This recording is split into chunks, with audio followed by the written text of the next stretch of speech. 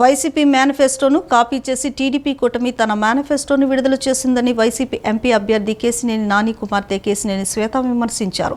గతంలో సంక్షేమ పథకాలు ఇస్తే శ్రీలంక అవుతుందని వాలంటీర్లపైన అనేక విమర్శలు చేసిన వ్యక్తులు ఇప్పుడు జగన్ కన్నా ఎక్కువ పథకాలు ఇస్తామని, వాలంటీర్లకు ఎక్కువ జీతాలు ఇస్తామని చెప్పడం హాస్యాస్పదం అన్నారు. విజయవాడను అభివృద్ధి చేస్తున్న ఎంపీ అభ్యర్థి కేశినేని నానిని ఎమ్మెల్యే అభ్యర్థి ఆసిఫ్కు ఫ్యాన్ గుర్తుపై ఓటు వేసి గెలిపించాలని కోరారు. విజయవాడ పశ్చిమ నియోజకవర్గం 41వ డివిజన్ భవానీపురం ఆంజనేయ రెస్టారెంట్ రోడ్లో స్థానిక కార్పొరేటర్ ఇర్ఫాన్తో కలిసి వైసీపీ ఎంపీ అభ్యర్థి కేశినేని నాని కుమార్తె కేశినేని శ్వేత ఎన్నికల ప్రచారం నిర్వహించారు. ఇంటింటికి వెళ్లి కరపత్రాలు పంపిణీ చేస్తూ ఓట్లు అభ్యర్థించారు. ఎమ్మెల్యే అభ్యర్థి ఆసిఫ్ ఎంపీ అభ్యర్థి కేశినేని నానికి ఫ్యాన్ గుర్తుపై ఓటు వేసి గెలిపించాలని కోరారు. అనంతరం ఆమె మాట్లాడుతూ గతంలో ఎన్నడూ లేని విధంగా గడప గడపకు వచ్చి తమ సమస్యలు తెలుసుకుని పరిష్కరిస్తున్నారని, రాబోయే ఎన్నికల్లో వైసీపీని గెలిపిస్తామని చెబుతున్నారని తెలిపారు. ఎంపీ కేశినేని నాని విజయవాడ కోసం కష్టపడే వ్యక్తి అని, పార్టీని పదవిని అడ్డం పెట్టుకుని సంపాదించుకోలేదని పేర్కొన్నారు. కేంద్రంతో మాట్లాడి నగరాభివృద్ధికి ఎంతో కృషి చేశారు తెలిపారు.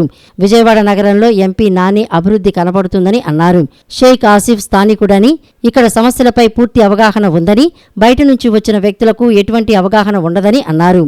వైసీపీ మేనిఫెస్టోను కాపీ చేసి టీడీపీ కూటమి తమ మేనిఫెస్టోను విడుదల చేసిందని విమర్శించారు.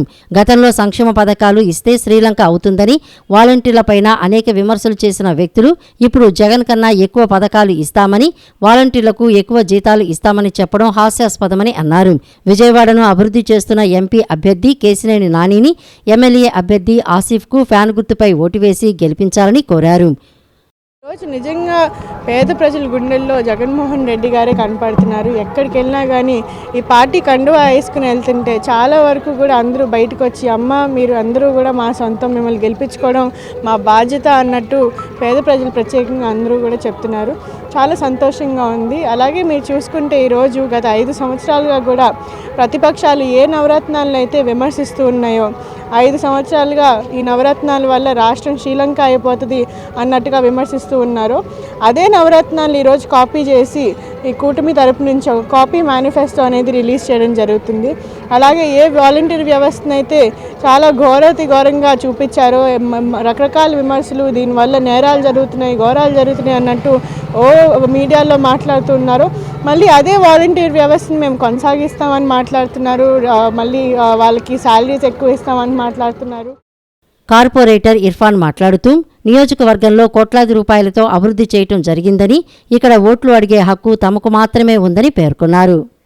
చనిపోయారు. మొన్న కూడా చంద్రబాబు గారు అంటారు 33 మంది చనిపోయారు, ఇది ప్రభుత్వం చేసిన హత్యలు అన్నారు. ఇది ప్రజలందరికీ తెలుసు ఎవరు హత్య చేశారో, ఎవరు బొట్టుక మాటలు చెప్తున్నారు, ప్రజలందరూ గమనిస్తున్నారు. రాబోయే కాలంలో తప్పకుండా చంద్రబాబు కానీ ఈ కూటమి కానీ బుద్ధి చెప్తారు. ఇక్కడ ఒక సామాన్యుడి సమీకరణాలు, ఇది కుల సమీకరణాల ప్రకారం ఒక సామాన్య వ్యక్తి ఆసిఫ్ గారిని, ముస్లిం వ్యక్తిని ఎమ్మెల్యేగా నిల్చోబెట్టడం జరిగింది. అదే వాళ్ళ ఈ కూటమికి నాయకుడు అంటే చంద్రబాబు గారు ఒక బడాబాబుని తీసుకొచ్చి ఇక్కడ క్యాస్ట్ ఈక్వేషన్లో అసలు ఈ క్యాస్ట్ అనేది తక్కువ మంది ఉన్నారు. ఇక్కడ మీరు చూస్తే పర్సెంటేజ్ అటువంటి వ్యక్తిని బడాబాబుని తీసుకొచ్చి ఇక్కడ నిల్చోవడం జరిగింది.